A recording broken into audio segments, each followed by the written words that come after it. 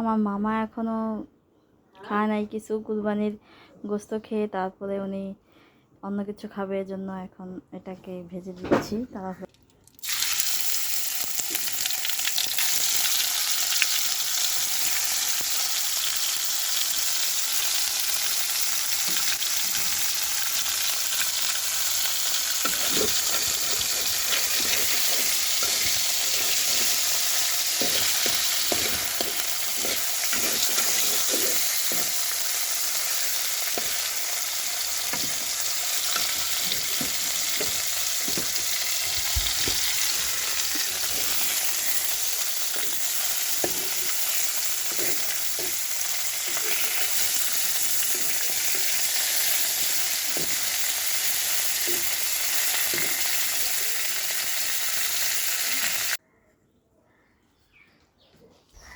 ভাজা হয়ে গেছে, টেনটা না আমার ভাজা হয়ে গেছে।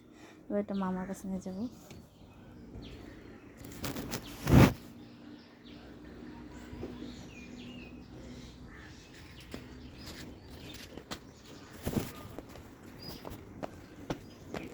নেন।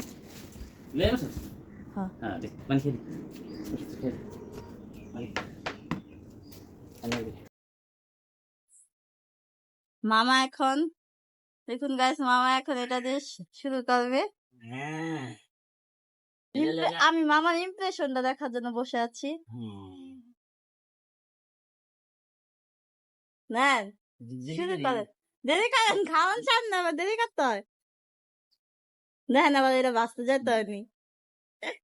কাঁচাই খেয়ে যান। দেখি সিদ্ধ হয়েছে, ঠিক আছে মামা। একটু কম হয়েছে।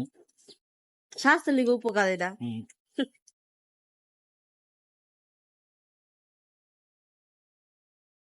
মামা এখনো কিছু খায় না, এটার আশায় কুরবানির গোস্ত দিয়ে শুরু করবে।